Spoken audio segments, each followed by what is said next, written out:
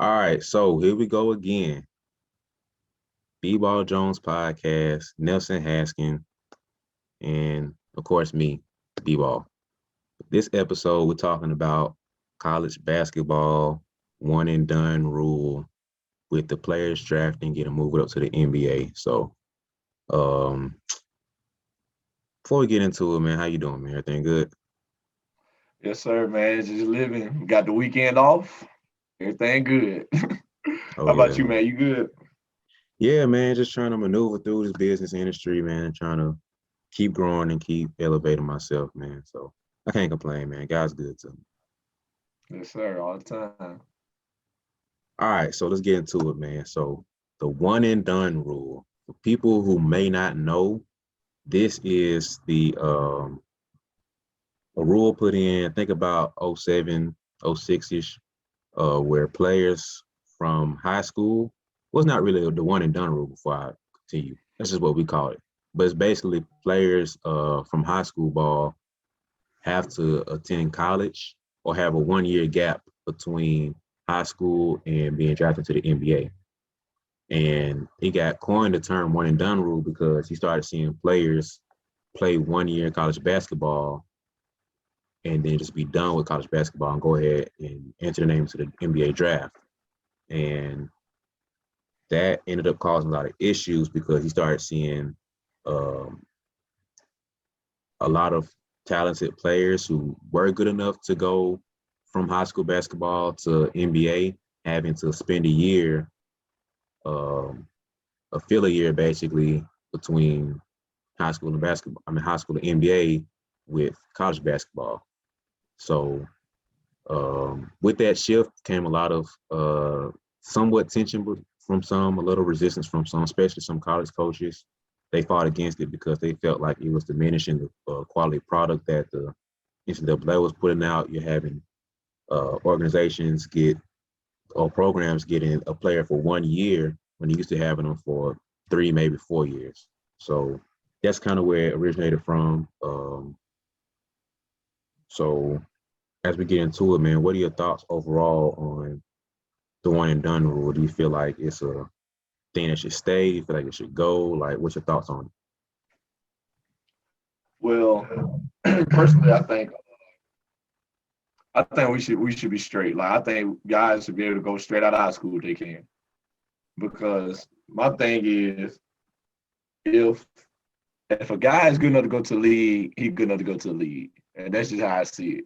And even if you and I get like guys like I get what most people say is like, oh, they're not ready to be adults, they're not ready to have all their money, they're not ready to be trying to play 82 games, stuff like that. And I understand that, but I think that's just a risk a lot of guys got to take. Like, if you got the talent, because number one, you got to get drafted. So you're not gonna get drafted if you're not good enough anyway. So it's not like a kid at any high school in America just gonna be like, I'm gonna go put my name in the draft. Cause no, like if you're not league bound talent, you're not even gonna be considered to go to the draft. So I think guys kind of not guys, but like a lot of people kind of blow that out of proportion. It's like, well then guys just gonna not go to college. They're gonna stop going to college. Like, no, they not gonna do nothing. Who is they? Because how many high school players have you seen that you're like, oh, he ready for the league right now? You might see one in the entire country every year, maybe. So like it's just I think people blow that out of proportion how often somebody's high school and high school age and just league bound at that age. That's very rare that happens. Like Zion Williams, a lot of guys was like Zion can go to the league out of high school.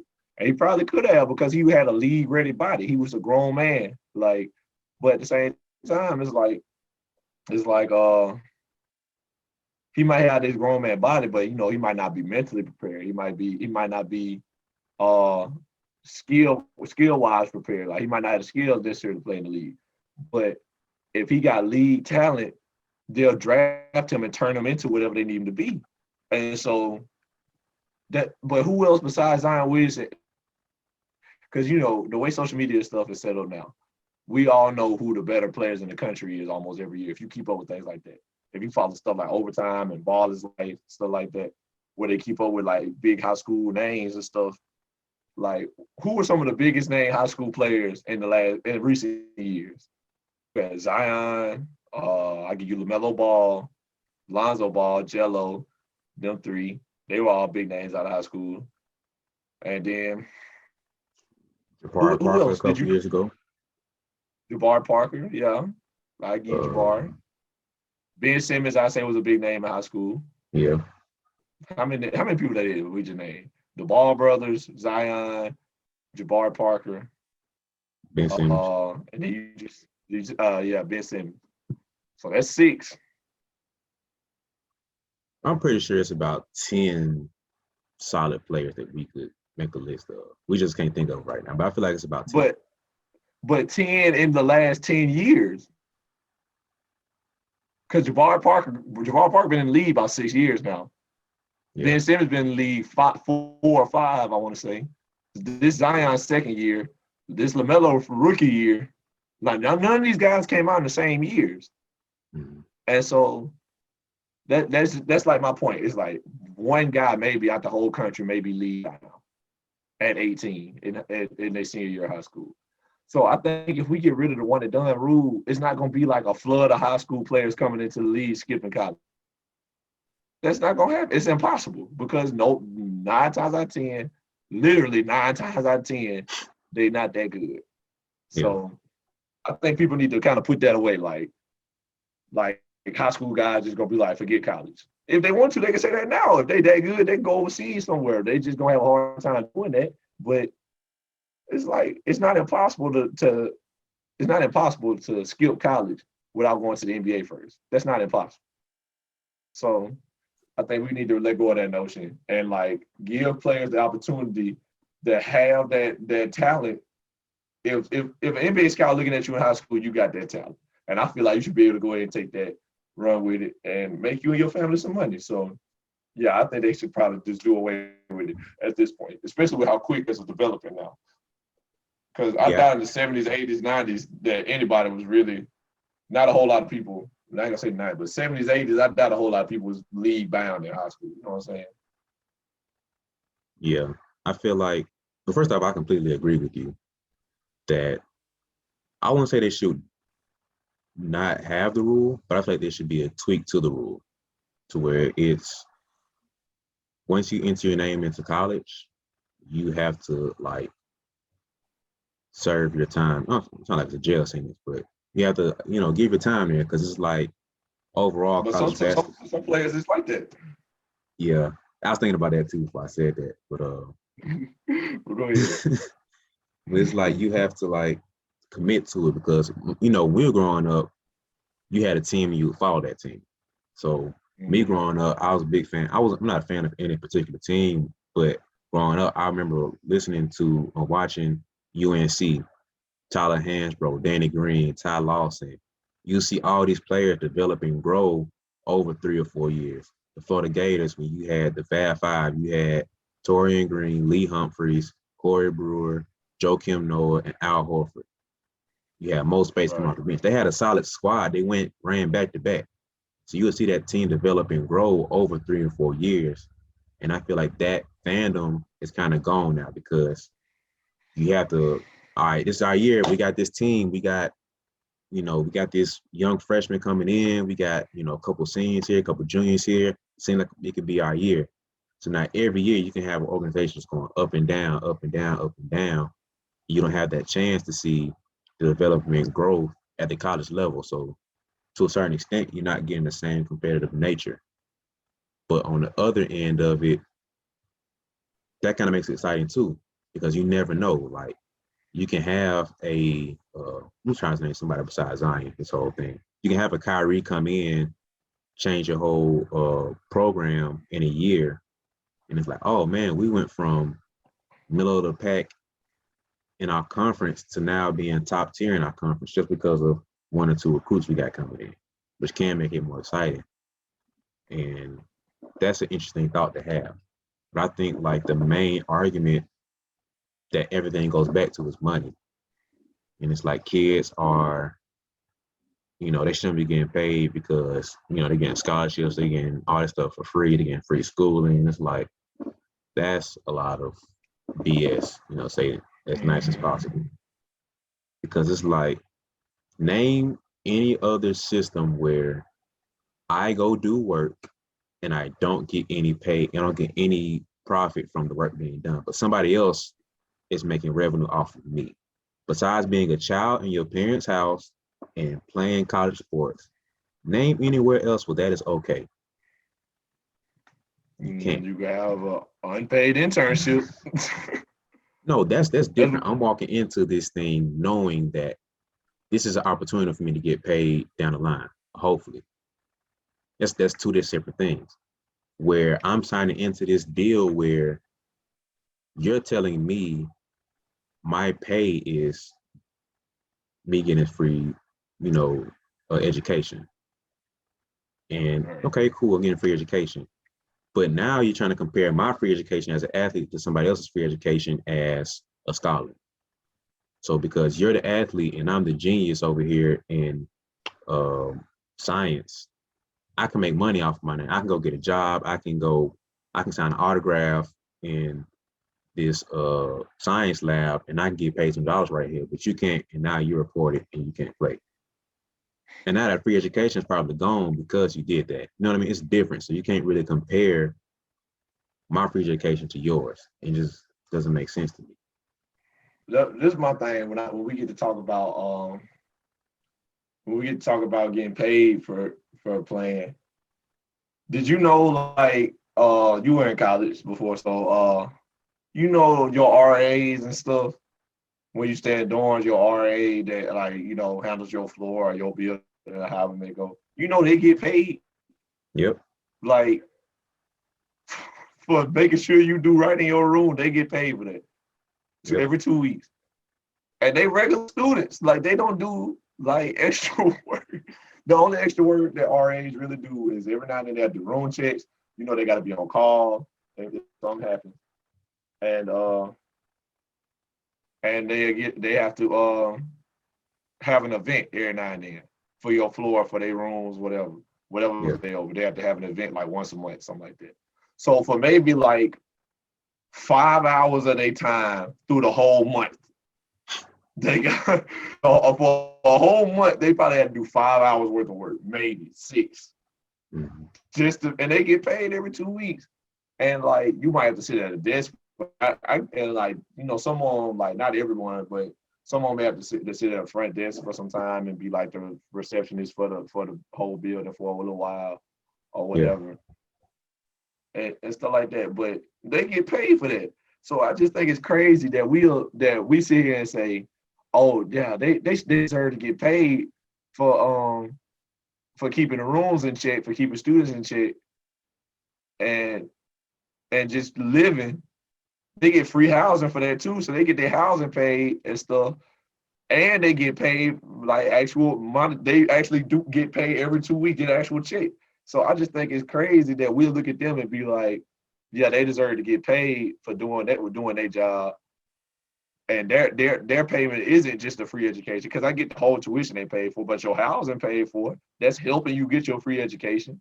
Mm-hmm. And but they still getting paid. But we would be an athlete out here practicing every day, working our bodies like blood, sweat, tears every day, barely in the off time until the season over. And it's like, oh no, y'all payment is your education. What?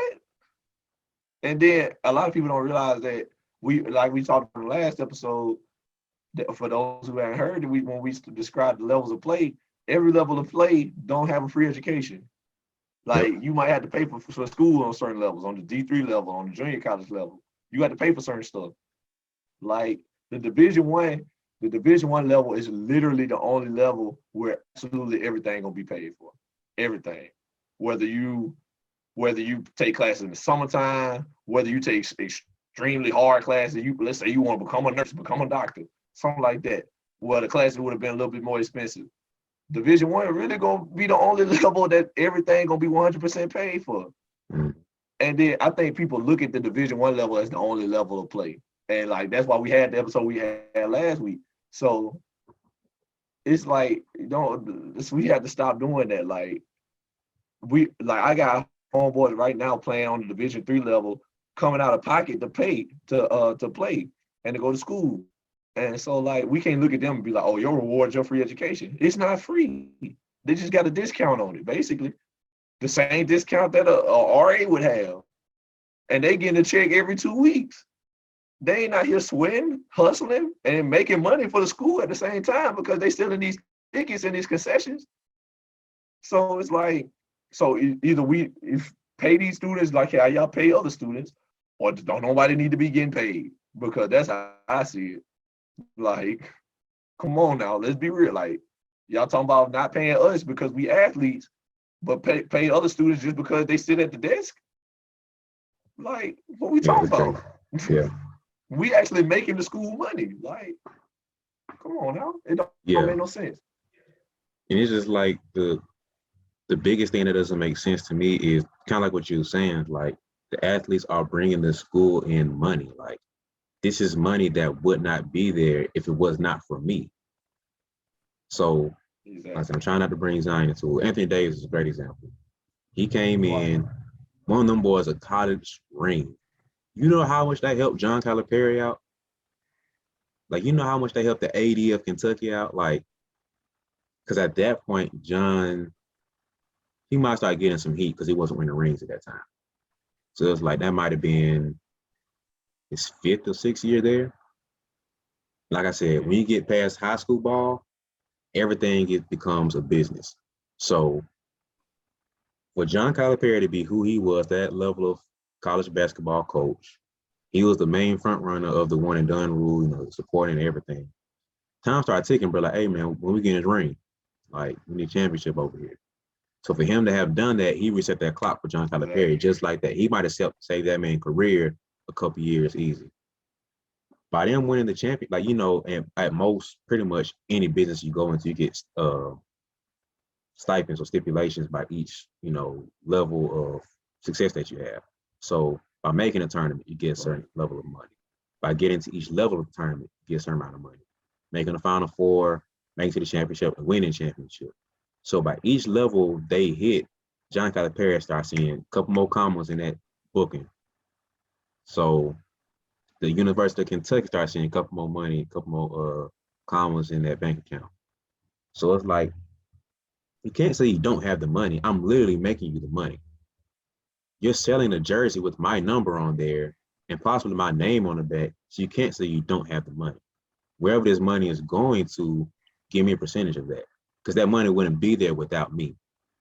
So it's like, that doesn't make sense for you to say that, okay, we don't have the money to fund the athletes. You obviously do. I'm earning you the money right here. Like, this is where the money's coming from. Then you got the certain people who are saying that, well, now we have to restructure everything. You got to restructure anyway, because I just brought in a couple $1 million. Like, you're not going to fund the business the same way you would before. You thought you were going to have $5 million, but I just brought you another $5 million more. So now you can restructure the whole deal to, you know, work off the $10 million you have now. So it just doesn't make sense for the players to not get paid when you're literally bringing in millions of dollars, depending on the level of success that you have. Like, even in D2 and D3, it's like each level you go up, the coach is going to have more money. You just got them a couple more years on your contract because I just won. So it's like, it doesn't make sense for the players to not get paid. They're the only part of this wheel that's not getting paid. The AD gets more money, the president gets more money, all the coaches get more money. Shoot, even the event staff getting more money, the concession workers getting more money. Everybody's making money except the people who are responsible for bringing the money in. It just don't make sense to me. So it's like, there are a lot of ways to figure it out to make sure the players are getting paid, but I'm not seeing anything that's big enough for them to not get paid. So it's like, either everybody on a team gets an X percentage just because the team's bringing in X amount of money, and you can get player percentage based off their jersey number. There's a lot of different ways you can do it, but I feel like they need to figure out how to get these kids paid, because it don't make sense in my eyes. So. All right, bro. Let me put this into perspective for a lot of y'all. I'm gonna look up Nick Saban, Alabama football coach Nick Saban's salary. $9.3 million. Mm-hmm. 9.3. He made hold on. Alabama's due to pay Saban a total of $9.1 million in the 2020 season, based on a rework deal signed prior to the 2018 season. So Nick Saban, a college coach, made $9 million in a year from coaching football. And then let's look at John Calipari's salary. And Coach K. Might will go all the way. Yep. I know Coach K make it stupid. John Calipari, $9.27 million. Coach K. I know Coach K know if there's something wrong. $8.98 million. Awesome. So them just three coaches in college sports making $9 million a year.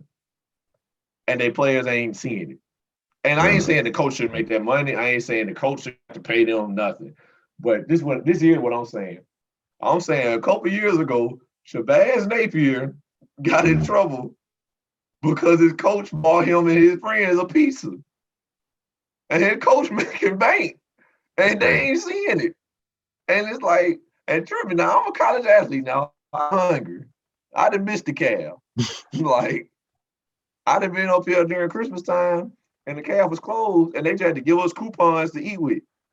We had to eat fast food for like 2 weeks or cook some. And like the coupons they gave us was Zaxby's, Burger King, Waffle House. That's all we had. And then just to make it even worse, the Waffle House coupons are set up for you to use one a day. So I'm going to just go to Waffle House for 3 meals a day. You know, obviously Waffle House is the best out of them three. But you have one Waffle House coupon for every day. They gave you some Zaxby's coupons and Burger King coupons. Basically enough that you had 3 meals a day for however much time that was. So like they gave you it was like this your 3 meals for tomorrow, the next day, and the next day. So you got like 9 coupons. So you might have 6 Burger King, you might have like 5 Burger King, like 3 Zaxby's, and then you'll have a Waffle House coupon for one for each day. So it's like, however you decide to use them meals, that's on you. You know how tired of Burger King and Zaxby's we got, bro? We got so tired of that, bro. Easy. And you know what I'm saying? And it didn't make sense to go spend no money when you got the coupon because you got free Burger King meal, you got free Zaxby's meal, and the Waffle House coupons were set up with it was like basically a $10 gift card type deal. So like you got $10 on this coupon.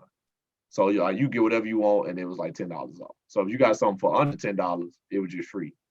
But it didn't make sense to go nowhere and spend the money when you had free meals. But you got so sick of that though, bro. Yeah. So it's like, and I'm not seeing the money. I'm not making money to go buy food. You know what I'm saying? Yeah. And then because of COVID, normally our coach would have took us out to eat or something, or like we would have maybe went to their house and like his wife would have cooked for us or something, had a Taco Tuesday or something like that. Or we might would have just got together and watched the basketball game, anything. But because of COVID, we couldn't do no stuff like that. So I just don't think people think about these things, man. Like I'm not a Division I player. I'm not at Alabama. I ain't at none of that where like stuff get handed to me a lot. Yeah. Like I'm and don't get me wrong. I love where I'm at. They take care of me. I ain't saying it ain't nice here. Everything's straight. But I just think I'm on a level that people think about on the outside. People don't think about the people they see on TV. They ain't seeing Columbus State on TV. Y'all gonna hear me say that a lot. They ain't seeing Columbus State on TV, so they ain't thinking about Columbus State. So like I'm over here waiting on my pail to hit, so I have some walking around money. So like if my family, like if I make pail money, I'd be just out of luck around here. You know what I'm saying? Yeah. And if you really want to be honest, even the players that you see on TV, the one that's riding the bench. But I'm on Duke, I'm on North Carolina, I'm on Kentucky's team, I'm on UCLA's team, but I'm riding the bench. What about me? You know, I'm a walk-on. I didn't get a scholarship. I'm a walk-on. I ain't getting no free got riding. 5 walk-ons. So what kind of money am I supposed to be seeing? My education ain't free. Ain't nothing free around here but the gear. Exactly. You getting free gear. I get free front row seats to these games. Like that's the most I'm getting. Like Man, I'm the man, bro. freshest cheerleader right here watching y'all with my Kentucky warm up on. Like, so what about me? Like, I'm supposed to sit here and just be like, oh, suck it up and you getting free education. No, I'm not. I'm a walk on. Oh, no, I'm not. I'd be so quick to say that, boy. If I was a walk on, you know how quick I'd be to say, no, I'm not. Don't say that no more. Man, you get a free education? No, no, no, I don't. My mom will pay for this. All right. Exactly. Like this education ain't free. And And then the like, ones, but I get go ahead. and I say the ones got partial scholarship too, and it's like, okay, they paying tuition, but I got to cover books, or they paying this, but I got to pay that. So it's like I'm still not getting completely covered. Yeah, I'm D1. Yeah, I'm at this school. I'm at UCLA.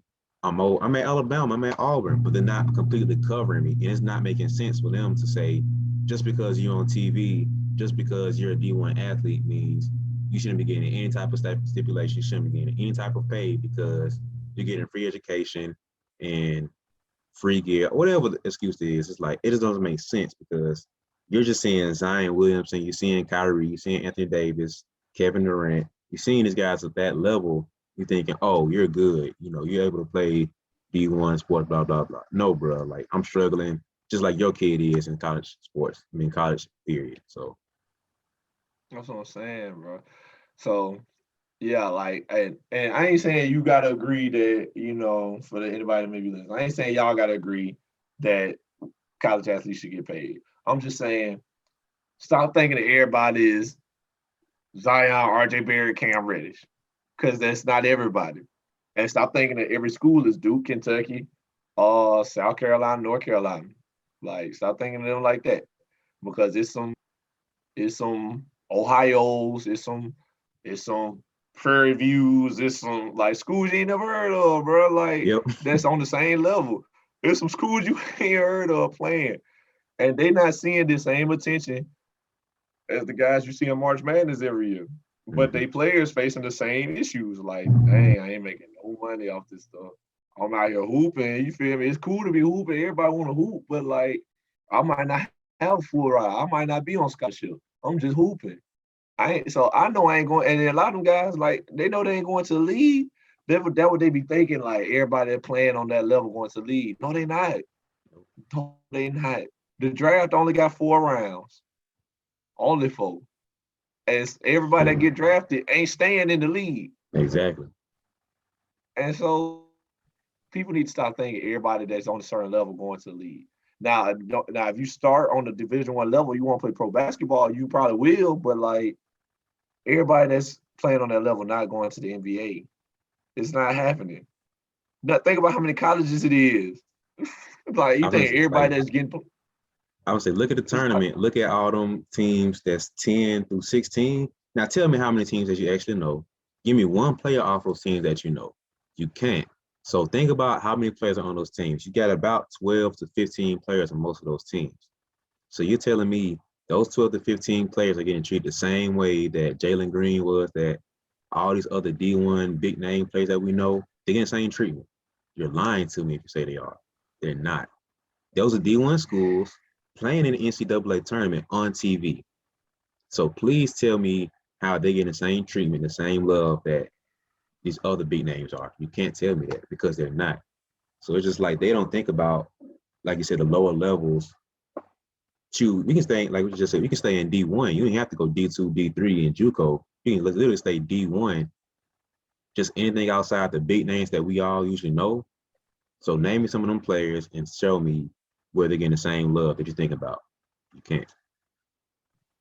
man, let me tell you a quick story, bro. So there's a guy played in our conference for the school that won our conference tournament, Flagler. They won our conference tournament, went to the NCAA tournament. They got a guard that was our conference player of the year. So we talking about like this guard won player of the year in our conference. A tough conference now, tough conference in the whole country. Mm-hmm. This is one of the better conferences on Division II level. Won the conference tournament, so they won championship. He's player of the year, conference tournament MVP. Team goes to the NCAA tournament, the Division II NCAA tournament. They make it to the Final Four of the NCAA tournament, get blew out by a school from Iowa, I think. And yeah, they lose in the Final Four. So my coach tells me, I'm like, oh, he finna make a bag. He finna go pro. He probably gonna be in the Euro League, China League, one of the bigger pro leagues in the world. And my coach, my assistant coach, is like, he put on social media, he got unfinished business. He probably finna come back flag. I told my coach straight to his face. I said, Cole, I ain't gonna lie to you, boy. If I had the year he had, and we did all that, we done went to the conference championship. I'm player of the year. We go to the NCAA tournament. I have a good tournament run. We go to the Final Four. Hey, at that Final Four game we lost, I would have came to the sideline, came straight up to you. Hey, coach, appreciate everything you did for me. Hey, love y'all, boy. My teammates said, love y'all, boy. Hey, I done had fun. Hey, this been real. All that, cause I'm finna get up out of here. Yeah. I see y'all boys on TV. Send me the link next time y'all play. Cause your boy gonna be a child of somewhere hooping, getting paid. I can't. Not the year he had. Like I can see if it wasn't guaranteed, something like that. Like if scouts ain't calling like that, I know they waiting on him to say he leaving. Yeah. I know they is. Scouts probably calling his coach. Hey, what's your boy gonna do? He come back for his next year. What he gonna do? This man did, like, bro. He did everything he could do. Like he accomplished everything he need to. He don't got to prove nothing else. Mm-hmm. And I was like, and my coach was like, well, they trying to run it back, trying to go back to the national tournament, win the national tournament. When the national tournament start, gonna go up. I said, Coach, forget that tournament, man. They went to the Final Four. Not only that, but they got blew out. So it'd be different if like they lost on a buzzer beater type stuff, and like that team went on to win it all. So now it's like, oh man, we can run it back with this same team, and we can win it all, man. We just, you feel me? We just fumbled it at the end, type stuff. Like, no, they got blew out. And with the pandemic, everybody getting this extra eligibility. That team could come back with the exact same team. Y'all gonna get blew out again? Like, no, bro. Coach, appreciate everything, Coach. I see y'all, man. I'll come back and visit. I'm gonna work out in the summer. Hey, all that. I'm gonna come see y'all in summertime. Let's work out. But I'm not running it back. No, we did everything we came to do. Mm-hmm. I got me a ring. It might be a conference ring, but it's a ring. Yeah. I got me a ring. I went to this tournament. I got the experience. Went to the Final Four. I don't got nothing else to prove. Me individually, I ain't got nothing else to prove. And not only that, but I go overseas. You talking about he can make a bigger bag. If you win that tournament, he can make a bigger bag. If he go overseas now and ball out over there and move up over there. Like, what? Yeah. I'm gonna make a bigger bag while I make a small bag. What are we talking about? What are we talking about? Like, no, Coach, I'm not doing it. Send me the link, Coach. I'll check y'all out. Yeah, I feel like that's a lot of I often say that's a game that a lot of players juggle with. It's like, all right, you're saying I'm a late first round, early second round, what'd you say, second round draft pick. So you have to roll the dice and say, okay, if I come back next year, is there a chance that my stock can go up? If that's a no, then you obviously probably need to stay. I mean, you obviously need to go, because if you can't do anything else, like you said, if I won play of the year, if I won, my position of the year, we went conference champs, we went as far as we could go in the tournament. And me personally, I don't have anything to gain from coming back another year besides maybe another ring. I'm not mad at any player that wants to leave after that. I can't be mad at that. And like you were saying, like, yeah, I can make a bigger bag by raising my stock, but it's like, if I went overseas right now, what's going to change my right now bag from next year? What's going to change from this year to next year? Maybe 5,000. I can make that 5,000 from winning. I can easily sign this contract right now, and then that 5,000 I'm missing out on, I can go win.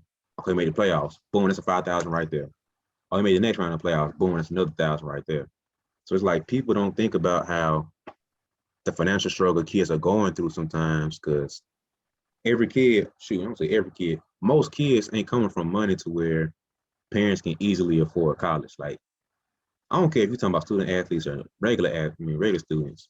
Most parents cannot just afford to effortlessly put their kids through school. So it's like, what makes the athlete so different? And then what you kind of started to see a little bit was players like I said before, the one and done rule isn't a players have to go to college for 1 year. What they're saying is you have to have a gap year between high school and draft. So what that became was you started seeing players go overseas. You saw Brandon Jennings went overseas. Somebody else did, but they didn't see the same success he had. Somebody a couple years ago did. I can't remember who it was. But Brandon Jennings is the biggest name that we saw, like, went overseas, balled out, did his thing, and went into the draft and did fine. Now you got Lamelo, did the exact same thing, pulled out of high school, went to overseas, played a year and a half or whatever, didn't go to college. Look at him now. And so what I think you're going to see is start seeing, depending on how Lamelo does, it's going to be a huge thing because you got him and RJ Hampton, right? RJ Hampton. Yeah, so you start seeing both of them that went overseas, played that year, and went into the draft. So depending on how those two go, you'll start seeing a big shift in players not going to college. And so with colleges not willing to pay players, you'll possibly start seeing players making that shift. So, okay, in this gap year, I forgot who it was, but somebody took a whole year off and didn't do anything. They just trained for a year, and they're going to I think his name, not Kyrie. I can't remember his name, something with a Kai. But he took a whole year off and just trained. So he got a connections to where he was able to train with pro players, with the top, players of not just NBA, but like overseas players too. And like he was able to get those runs in and seeing that talent, and he's comparing his talent against theirs. So it's like, okay, if I'm handling my business against this top dude in overseas, and I'm doing pretty well against this role player in the NBA, I'm pretty sure I can get drafted. Or if I'm going overseas, I'm 17, 18 years old, and I'm doing pretty well overseas against these grown men, I'm pretty sure I look pretty good going into the NBA draft. So you're going to start seeing, or you could start seeing more players taking that year between and going overseas, or just taking a whole year off completely and doing whatever they want to do. So I feel like that's going to be a shift. And with the another thing that happened was the G League. They started accepting players straight out of high school. And so now the G League ain't no easy thing either, and it's a whole other grind over there too, but at least they're getting paid for that, some type of thing. So I feel like between going overseas, going to the G League, you're gonna start seeing more players of that caliber, not just some average player that has a chance of maybe making. I'm talking about top tier guys who could be the Kevin Durant, Kyrie, Anthony Davis, one and done type players, going overseas and taking that year off or year in between to go make some money to get ready for the NBA. And I feel like that's going to be a jump that we have to see. But I feel like that's the next wave coming.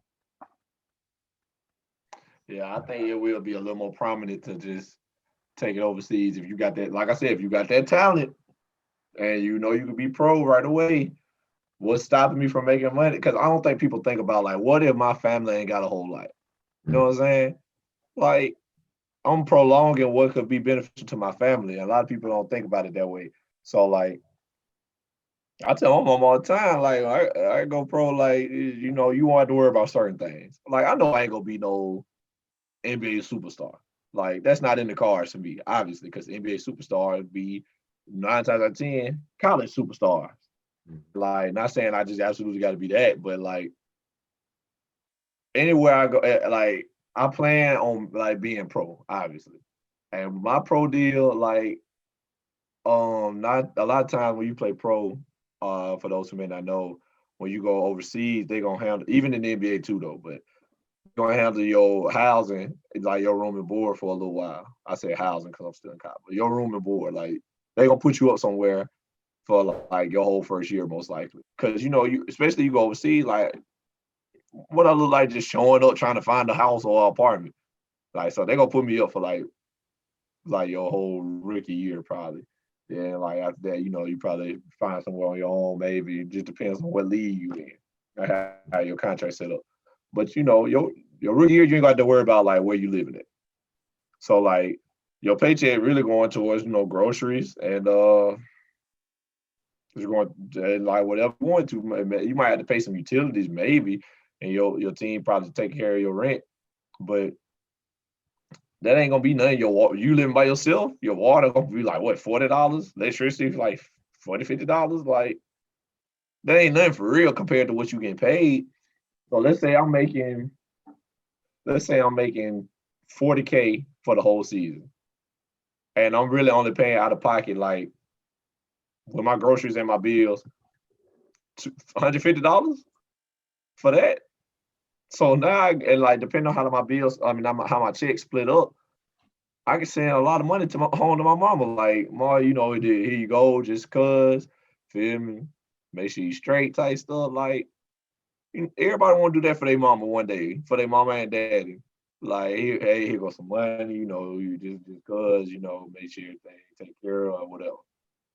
Cause like my mom is sending me money up here in college. I've been up here hooping. She's Yep. sending me money. So like if I'm getting paid to hoop, why I ain't gonna send enough money back? Like I just there's a lot of things people don't think about. Like I think they think like, oh, their situation straight. So that mean my situation must be straight because I ain't paying for college. Like, no, that don't mean nothing for my family. Like my Yeah. family couldn't afford to send me to college. So you think because my college free, they got money all of a sudden? Like, come on, man. But we go back and forth on this all day, like different scenarios and stuff that guys that the average person doesn't think about it. They never play college sports. But it's probably a good time to segue into the next time. Yeah. So just kind of pushing on to it. So how do you feel like the Lamelo experience will go? Because he's obviously, I feel like that year overseas helped him a lot. And I feel like in a year or two, you're going to start seeing more players doing that because he's obviously very comfortable. Like, I don't think we've seen a rookie look this comfortable and confident in years. It's like not just balling out, but like he's looked like he's been in the league. Like his level of Yeah, confidence he is like he just having fun. he's not even trying, bro. Like he's just like, I'm gonna just try this pass today, and it works. I'm gonna try this random shot today, and it works. Like he just having crazy footwork and just stuff he's doing. Is like you don't see that from a rookie. You see that from a guy maybe year 2 or 3 because he's more comfortable in the league. But this dude legit just out here having fun every game. Like, so I get paid for this now? Oh, I'm gonna ball out, bro, because this is easy for me. Like, so how do you feel like this experiment is going to affect overall like the one and done rule? Do you think you'll see more prominent top tier players? Because I don't think we've seen anybody from this high school year talk about it. But do you feel like it's going to be a shift of more players doing that? Well, with Lamelo, I think it's kind of hard to say with Lamelo because, like, don't get me wrong, Lamelo, great player, all that. I'm sure the Hornets like elated, like I'm sure they ecstatic that they drafted him. Mm-hmm. But this is like the dark side, for lack of a better term, of the Lamelo experiment. So, kid out of high school goes to an overseas team to play. So Lamelo went overseas because you remember his father LeVar Ball was like, "Oh, none of my kids going to UCLA because they ain't help his son Jello in this situation where he got caught stealing in China, and they ain't help him out, and he lost his eligibility." And so he sent both his sons overseas to play because Lamelo was supposed to. He signed to go to UCLA like as a freshman. All his kids were supposed to go to UCLA because they from LA, Mm-hmm. and so when that all went down, he was like, "Oh no, well, since y'all did my son like that, my other son ain't coming." So that's when Lamelo ends up going to Lithuania to play pro basketball, killing Lithuania, having great numbers, all that. But this is the thing I don't think a lot of people realize. I'm sure, like, despite all the money his daddy got, his family got, I should say, despite all that, I'm sure there was some lonely nights over there in Lithuania. Oh yeah. I'm sure it was some. the room and board that they put him in probably ain't got nothing to compare to what his family got. His family got a mansion. So Yeah, exactly. unless you know what I'm saying. So unless they paid for him to have a different apartment over there or something like that, or a nicer place to stay, which is possible for him. Unless they did that, I'm sure like his room and board was not what he was accustomed to. Then he over there in a country where everybody don't speak English, and he obviously in a new country, no family, no friends, just got to go over there and hoop, which a lot of people do anyway, because they like college athletes, whatever guys go play pro overseas all the time. But the thing about Lamelo is Lamelo was 16, 17 when he went, and he went over Yeah, there playing Lithuania. It's like he yeah. was a teenager, and so now he over there, no mom and no daddy, like in a foreign country, just hooping. So I'm 100% sure that there was some lonely nights, some dark nights in Lithuania for Lamelo Ball because like I'm sure there was plenty of times he was laying down in bed at night like, what am I doing? What's going on? Like this is not how I envision my life going type stuff. And so like, and if his name wasn't Lamelo Ball, there was no guarantee he was gonna work. It was gonna work out for him because we already know Lamelo from his high school days. If Lamelo didn't go to Chino Hills, which is a known school now in high school basketball, if his brothers weren't if he wasn't a member of the Ball family and member of the Ball brothers with Lonzo, Jello, and Lamelo, where we know all three of their names, the people that follow basketball like that, if he didn't have all that going for him, there's no guarantee that none of this works out for him like that. You know what I'm saying? So he a high school superstar with a big name already in the world of basketball. So if I'm a high school superstar, that's just if I ain't going to one of the big name high schools like Chino Hills, like Oak Hill, like St. Vincent, St. Mary, stuff like that. If I ain't doing that, it's gonna be hard because my name ain't out there like that. Even if I am a high school superstar, if I'm trying to avoid college and I just go somewhere and start hooping because, and then number two, this man Lamelo went to Lithuania. He ain't go to the China League or the Euro League that's kind of known and people can kind of follow you. This man in Lithuania, I don't know the name of that league. I can't tell you one Lithuanian basketball player. So it's just one of them things. Like it worked out for him because of his name more than anything. And, obviously he got the talent. He was putting up the numbers, but you think guys would have took a chance on a Nelson Hashkin just because he putting up numbers in Lithuania? Like that sound right to you? Like, come on, man, it's not happening. And remember when Kristaps Porzingis got drafted a couple years ago? You remember this? And I can't even remember what country he was from. I can't remember what country Porzingis is from at the moment. But the Knicks drafted Porzingis like 13th, and people started booing because they Who was like, is this "Who is?" guy? That's what I'm saying. They was like, "I ain't never heard of no Kristaps Porzingis," and y'all that drafted this man in the first round. Like, what's wrong with y'all? And you had college superstars that ain't been drafted yet. So the folks was like, "Why you ain't draft somebody that they know? You all to draft this a no name dude from across the water, like dude like 7'3", skinny. He probably don't know how to shoot a basketball." That's what people was thinking. Mhm. And then now look at Porzingis. He then became a household name. He don't play for the Knicks no more, but now he's somewhat of a household name because of how good he is. And so it's just one of them things, man. It don't work out for everybody. So I don't want guys to think like, oh I'm pretty good in high school. I ain't trying to go to college. So I'm gonna take the Lamelo Ball route. It ain't like you think. He took the Lamelo. It's called the Lamelo Ball route for a reason. Now because his name Lamelo Ball, and when your name Lamelo Ball or as big as Lamelo Ball's name is, it might work out for you. But if you just a good high school player, like no.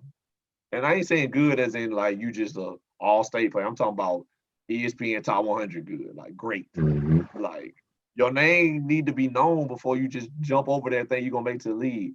And I ain't saying it's impossible to do that neither, but it ain't gonna be like you think. Let me just say that. It ain't gonna be like, oh, I'm gonna go over here, put up 50s, 60s. because the Euro League easy or because this league easy. No. Like, I'm sure many basketball heads remember Jimmer Fredette, who was a college superstar, went to the league, he was barely doing anything, went to the China League and scoring 70 points. He ain't back in the league yet. Everybody that killed over there ain't coming over here. So even if you do go over there and kill, that don't mean you coming back to the league, to the NBA. So I please don't leave the country thinking you just gonna come back in a couple years and play for the NBA. Please don't do that. Like, that ain't for everybody. So understand that before you just jump over there. I kind of disagree, man, because even with Lamelo Ball, you got to look at R.J. Hampton. He wasn't as big a name as Lamelo, but he went overseas for a year. He didn't play with Lithuania, but he played, I think it was the same league because they ended up playing each other, but he ended up going overseas, got drafted number 7 or 8, somewhere like. He was a lottery pick for sure. I remember that. So went to the Lamelo route, went overseas, came back and was a lottery pick and doing well this rookie year. He's not doing Lamelo Ball rookie of the year caliber, but he's doing well for himself this year. And you got to look at Brandon Jennings a couple years ago. He went from Oak Hill, went overseas. I think he played, I want to say China League. I don't remember what league he played in, but he went over there, killed over there, came back, got drafted, top 10 pick. I think he was 7 or 8. So it's like, I think that is a possible route for players to go through if you're that caliber player. Then even on the other end of it, if I'm a college player or if I'm a high school player who has potential to go to a D1 school, I can go to an Alabama, I can go to a Georgia, but financially doesn't make sense for me. I could see somebody saying, well, I'm not NBA rated right now, but I can go overseas, get an offer to play in an okay league, a decent league, work my way up from there. I can afford to say, okay, play a few years in this league, level up to this league to where I can go NBA route. And all I think that's going to happen is, instead of seeing players that go to college for a few years and then go overseas, you're going to see players skip college, go straight overseas and develop that route. And it might be the same, it might be 7 years. So you stay 3 or 4 years in college and 3 or 4 years overseas before I get to the NBA. So why not spend those 7 years all overseas, develop that way, and I'm making money, legal money, and I can still get to the NBA. Or I just work my way up overseas, but you know what I mean? It's different routes that I think players should start going through that will make sense. And so for me not to be Lamelo Ball level of player, there still is a route for me to get to the NBA. Because like, you can play college basketball at that level and still don't make it to the NBA off the bat, like Patrick Beverly. He played at Arkansas, left there, went overseas for a few years, finally got picked up by the Rockets. So it's like, it really depends on the player specifically, but I feel like it's a doable thing no matter what. You just have to know what you're getting into overall. And I feel like the way that information set up and the way that, you know, like the way basketball becoming a business overall, like you have coaches and trainers and stuff that are aware of all these things. So I'm training you as a high school player, and it's like, yo, what you think about doing, Nelson? I'm thinking about going overseas. All right, cool. I got a couple calls I can make, you know.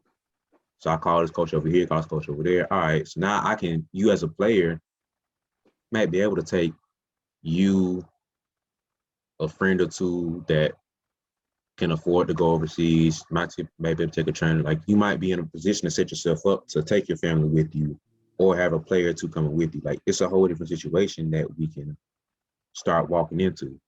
So just because I'm not LaMelo Ball, I don't have this, you know, that level of name doesn't mean that it's not a possible route for him. So I think in these next few years, he will start seeing more of a strategic move, because we are in the very early phases of this. Like, the one and done rule has maybe 15 years or close to 15 years on it now. Like, it's still a very young thing. And as it grows and develops, you're going to start seeing more players pushing for that route to figure out, okay, I'm not going to play college ball at all. I'm going to figure out how to make money playing basketball and prepare for a possible chance to go overseas. So I think as that whole process matures, depending on if the one and done rule stays, If it does that, you're gonna start seeing players maturing and how to handle it. So I'm gonna take this year and go straight overseas. Okay, I didn't get drafted. I can go back overseas, play another 2 or 3 years, keep developing, and keep my name up there to where now I can get drafted, or now I can stay overseas and just get a higher level league. So I think as this process matures, the players are going to mature. The process and knowing how to do is going to mature, and I think overall you're going to start seeing more players figure out different routes to how to get the same destination. But I think overall you will start seeing more players skipping college. Like it's going to be for a lot of players, going to be college versus overseas, which is kind of pushing to that point now. But I think more players are going to start considering that route, and I feel like more players will consider overseas just because the preparation for it. So like you were saying, I'm overseas with nobody speaking English. Well, I know I want to play in this league. I can play in this league. When I learn how to speak that my freshman year of high school, when I learn how to speak Chinese or Mandarin while I'm young, because I can prep myself for this next level, regardless of which route I go. So I can play.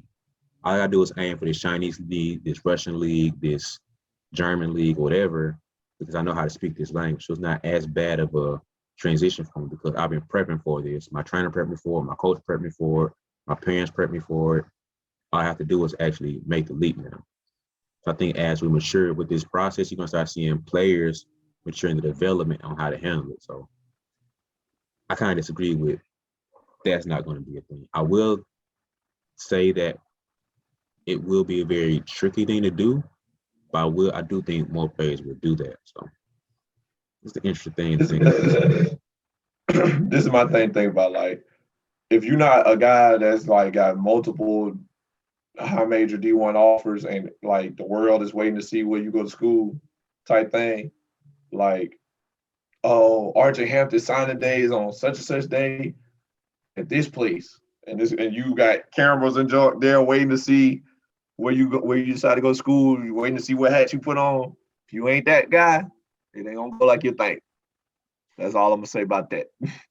You got to be that guy because Lamelo would have been that guy, but he Oh already yeah, him and his family they was already gonna go to UCLA. That had already been decided way yeah. before Lamelo was even going. Whatever. But he just if you ain't one of them guys, Brand Jennings is one of those guys. RJ Mm-hmm. Hampton was one of them guys, but RJ Hampton said he was gonna do it way before that too. He was like, "Oh no, I'm going to see. I'm not going to college." Mm-hmm. So if you're not a reach under the hat, reach under the table, put the hat on. I'm going to the University of the da da da type guy.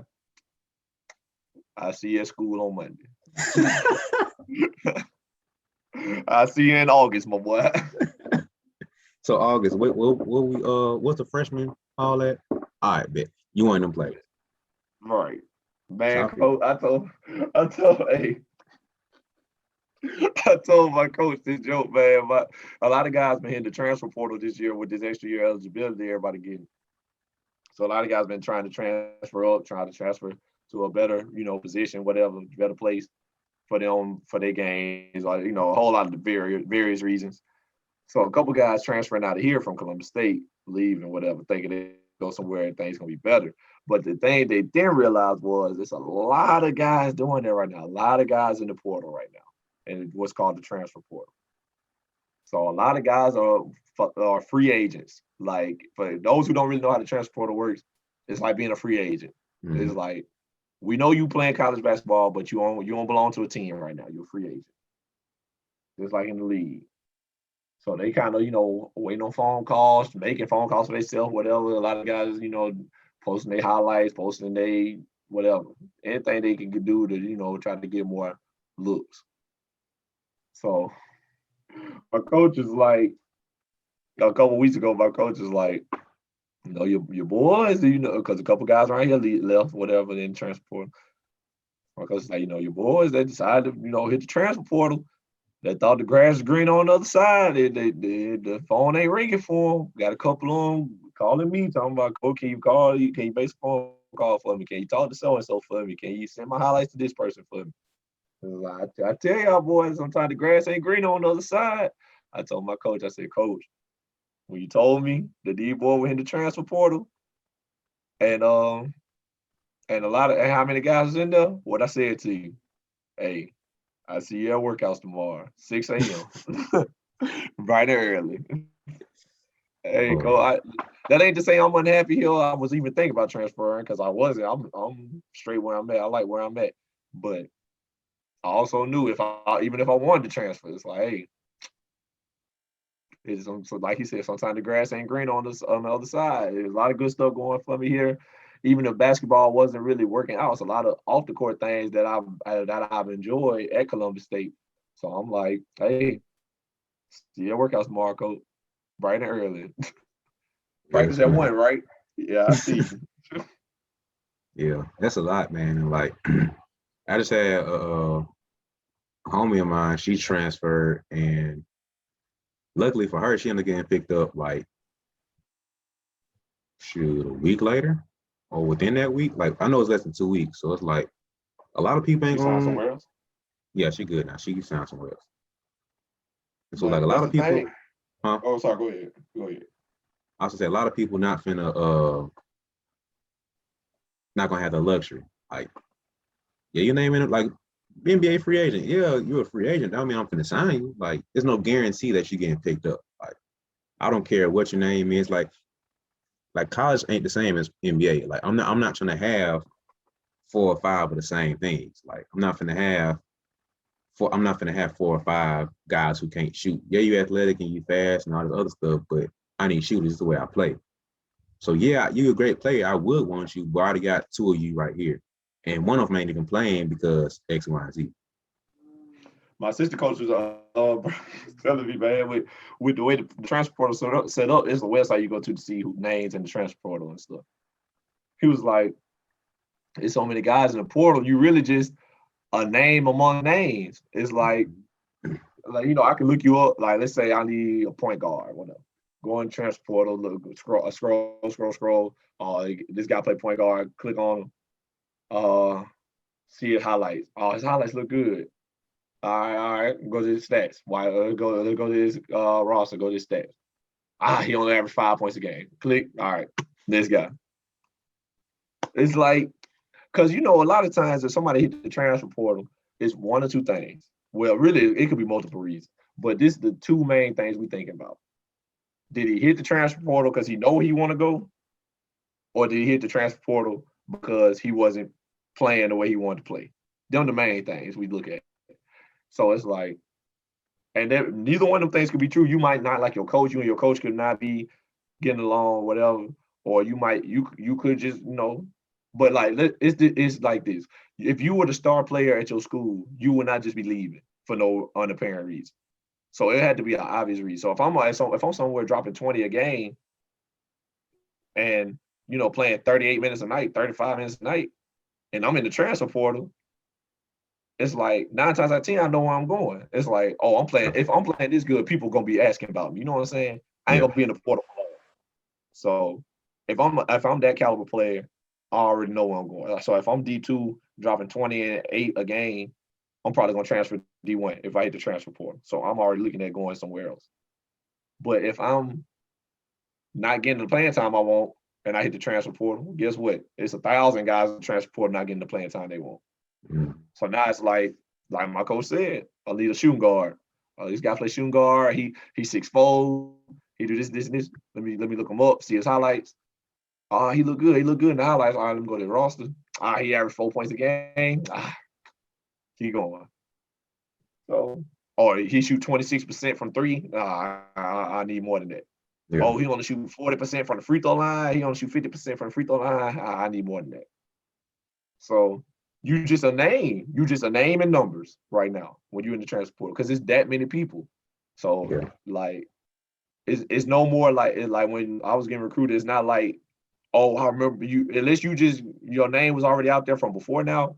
It's not like, oh, I saw you play type stuff. I saw you do this, this, and this. Because it's not like you was in a position where people thought they was gonna get you. Because when I was a JUCO, people was looking for me. It's like, oh, you getting ready to leave. I want to be the team you come to type stuff. Now it's like I wasn't looking for you, and here you are looking for me type stuff. The roles are reversed. The player need the school, not the school need the player. mm-hmm. So you just a name and numbers now. A name and numbers amongst names and numbers. So you Yeah, better hope things match up. Yeah, that's what I'm gonna say too. Is like a lot of players don't realize that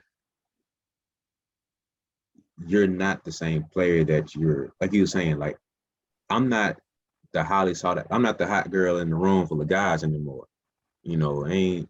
Oh, girl, what's your name? Let me talk to you. You're not that player anymore. The only reason you would do that is if, for us, I want that girl for the past month now. She ended up hooking up with old dude, but now she's single again.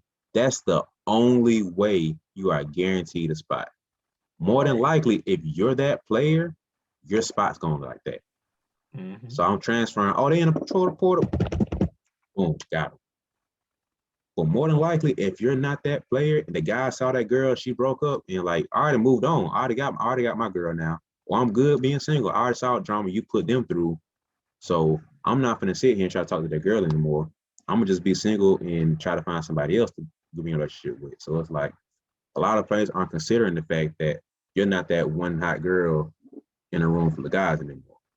So like you gotta keep in mind that okay, I have to update them on who I am now.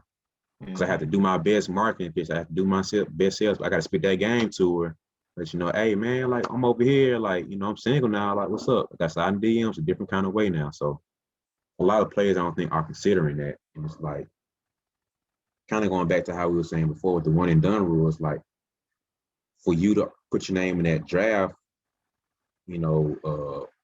portal, it's like the same thing. Like, unless you are a standout that, kind of like I was saying before, like you were a high school standout, you were a McDonald's All-American, and maybe you had a rough year in college, or like the Jelly fam. A lot of them aren't doing the same as they were before. You got two of them still doing pretty decent in college now, but it's like, unless you're a top premier player, more than likely the pro teams aren't looking for you like that. Yes, I should have great scouts to know anything from high school ball to college ball to overseas or different leagues, but scouts with some plays all the time. That's why you have sleepers in the draft and stuff. So it's like you have to be aware of what you're doing when you're taking that leap, whether it's to the transfer portal or the one and done rule, whatever. So it's like players have to be smarter and more aware. Overall, the one and done is a sticky thing to deal with, but I feel like they should make some major changes to it because I don't know, it's just a weird thing, man. But anything else you got to add to it? I think I'm good, bro. So I think that's it, man. Just overall, man, I think that college should consider tweaking the one and done rule because they're gonna end up either losing a lot of potential players, like we talked about the Lamelo route, because I'm not getting paid from you, I'm gonna go get paid overseas, which is gonna decrease the revenue for the NCAA, and they're gonna have to make a business decision at that point. So either lose money by paying these players or lose money from not having these players play at all. So I feel like you will see a shift. I'd probably say if I had to put a number on it, I say 3 to 5 years, you'll see a change in the rules. And some type of level where, yeah, got to. Like I said, you're gonna start seeing more players go different routes. You're gonna have a couple more people take the Lamelo route, saying, "I'm gonna go play overseas." I can't remember that guy's name. It's Kai something, man. He decided not to. Kyrie Walker. I do know that name. Yeah, it was Kai something, but yeah, Kyrie Walker. So he decided not to go to college and go overseas. He just trained for a year. Took the whole year off, and he's just training. That's all he's doing. Like I said, he's training with pro level players and all this other stuff. He's getting top level training. And like he even got to meet Gilbert Arenas and talk to him and stuff. So he's getting pointers from him. So it's like, what's to avoid from him being a pro player? So if you're telling me GM Gilbert Arenas, what's up, Gil? Yeah, I got this dude named Kyrie Walker, man. He a beast, man. You telling me you're not gonna pick up that call and look at him? It's a big phone call. That's a nice phone call. You got an all-star, she was superstar at his peak. He was giving Kobe problems. Like Kobe respected that man. Like, come on now. You get the ultimate cosign from Gilbert Arenas or any other superstar at that level. Is like, you'll be a foolish scout or a coach not even consider looking at that man. Yeah, you got to at least invite him in for a workout. Like, Gil, since you say since you on his word, I'm gonna invite him in for a workout. See what he talking about. Like, that's all you really need for real. That's on you at that point.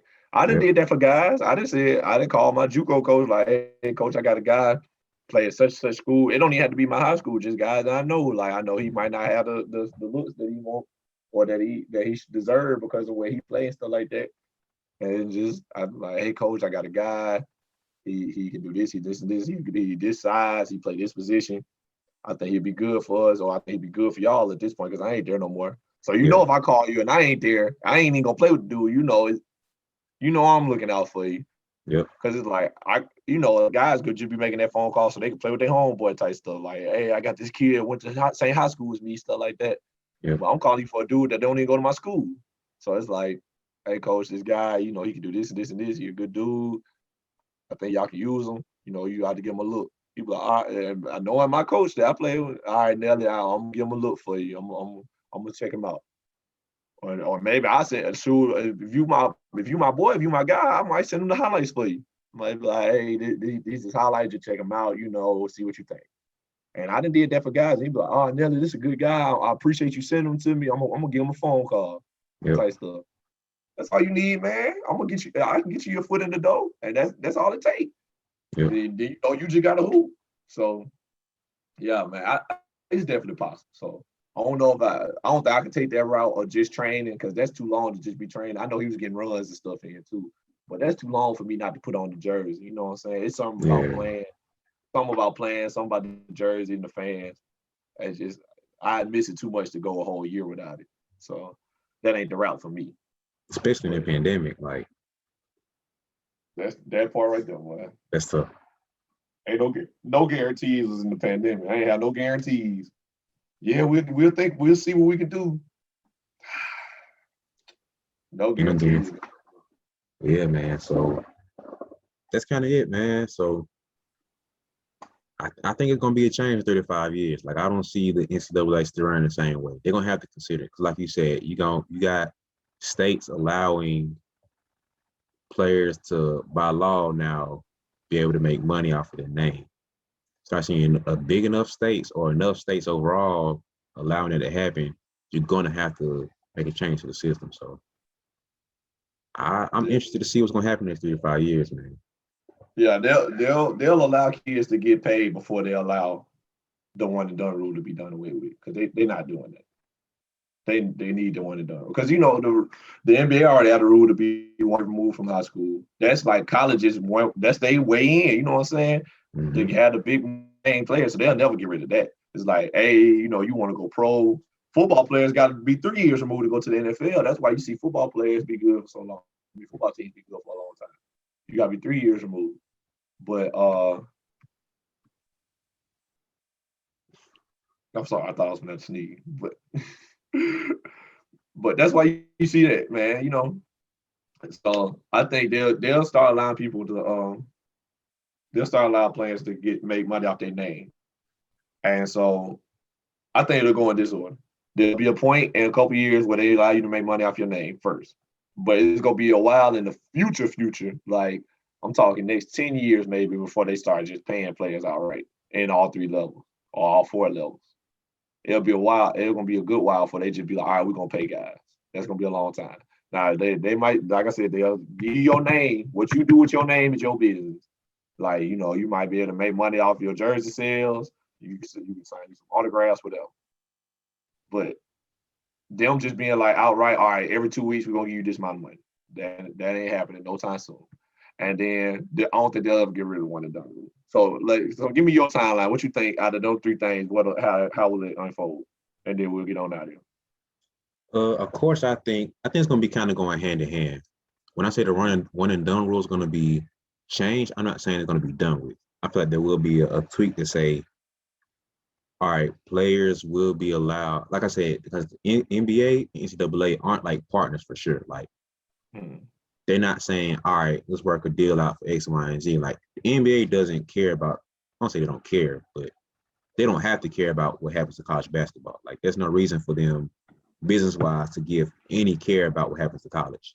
It's just very convenient for that because it's an American-based system, so it's easier for scouts and everything to look through college programs and find players versus going overseas. So it's if you're a lazy scout, then of course that's an easy right. You want to keep that.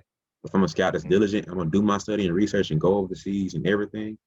Then it doesn't make sense for you know what I mean. But anyway, I feel like it's kind of going to go hand in hand. Um, I feel like you will see a tweak to the rule that players might not have to go one and done. I think they will allow players to go from high school back to NBA at some point. And I think that'll probably be longer term, so 5 to 10 years maybe. But short term, I agree with you saying that players will get some type of pay.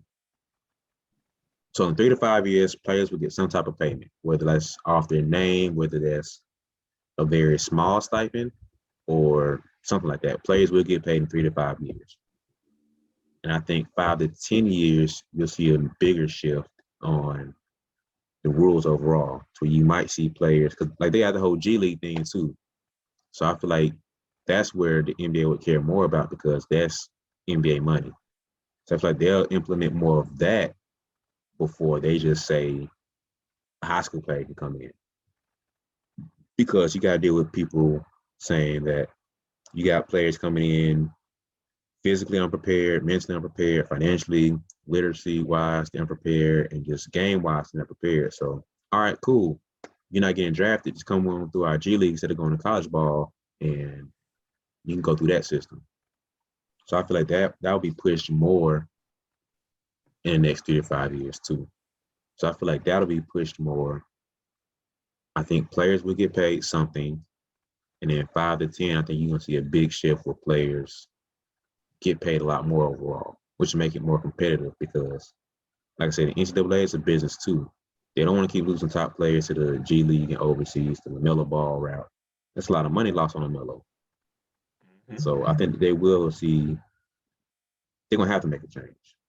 Because that's too much money they're missing out on. Like Lamelo playing college basketball. Imagine what he's doing right now at UCLA. Yeah, then UCLA made a tournament run too. That means through Lamelo Ball, that's somebody might be a ring. You feel me? The same guys was there. That might have been a whole dub for them. They just missed out on. So I feel like you will see a big shift and a bigger change. I say in about 10 years, man. Before 2030, you're going to see a bigger change to the college landscape and how players are entering the NBA. So however that comes about, I'm not sure 100%, but I feel like there will be a change. So, like I said, if I had to rank it like you said, I feel like you'll see players getting paid something in 3 to 5 years. You'll see some type of shift to the rules, whether it's the G League being pushed a little bit more or some type of, switch like that. And 5 to 10, you're going to see a bigger shift where players get paid more. And you might see more of the Lamelo ball route because G League ain't the sweetest thing either. They ain't getting paid too much more than overseas. Only difference is you American bound. That's the only difference for real. So I feel like you still see a fight over that because if I can, like I said, when players get smarter about how to make that shift to overseas, you'll start seeing more things set up to where it's an easy transition.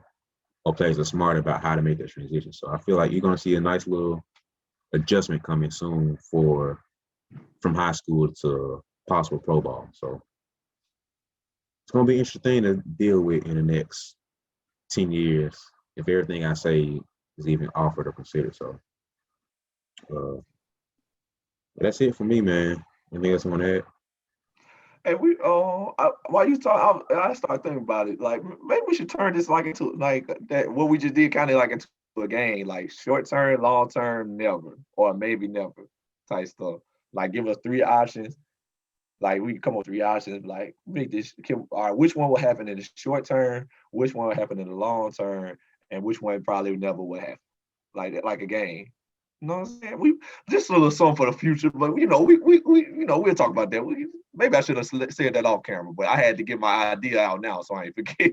No, we can keep that. So, for my YouTube listeners, let us know what y'all think, man. Comment below. should we make this an ongoing thing, a thing within the show, man? Should we do short term, long term, or never within a topic that we're talking on? For everybody listening on Apple, you can comment and review. First off, you gotta give us a 5-star review. Before you can comment, you gotta give us a 5-star review. Like that's the way the system set up, man. You gotta give us a 5-star review. So give us the 5-star real quick. But then comment, man. Let us know if that's a good idea or not. Um, if you're on Spotify or anything else, just subscribe and listen to us and keep listening. Listen to us about 10 times and listen to us again another 15 times. And share with your friend and both of y'all listen again and just keep streaming it. That's all you gotta do. But on a serious note, let us know, man. I think that's something we can do. And just take it from there, man. But like I just said, YouTube listeners, subscribe to my page, like this video. Go back and listen to the old stuff. My boy Nelson snapped last week with this moment, man. Hey, yeah, hey, if you ain't listened to it, please go check that out. I think everybody could get like their own opinion on this one. So y'all go check that out for me. Yeah. So I kind of agree, but I kind of disagree at the same time. But it's not space for that right now. But it's a good thing, man. Like we're growing a little bit. We got a little more steam rolling with this podcast and everything. So just check us out, man. We're trying to keep it going for y'all. We're dropping every week, man. It's another level of dedication that we commit ourselves to. We're dropping every week, man. Every Monday, 9 a.m. We're dropping for you. So, anything else? That's it, man. That's it, man. YouTubers, subscribe to the page, like, follow, Apple heads. Go ahead and 5-star. Give us a nice little review. Spotify people, follow the podcast and share with a friend. And whatever other podcast platforms that we are on, we appreciate you guys too. Sorry I don't know you, but we appreciate the listeners anyway, man. Y'all are important too, for sure. So that's it, man. Appreciate you listening to us for this college themed show again. But that's it, man. You can give us some ideas that you want us to talk on too, man. So of course we're gonna do more NBA and pro talks, but we just have to, stay within the theme of the season. 'Tis the season for college basketball. So that's it, man. Appreciate you listening. Show us some love and show y'all some love. So that's it.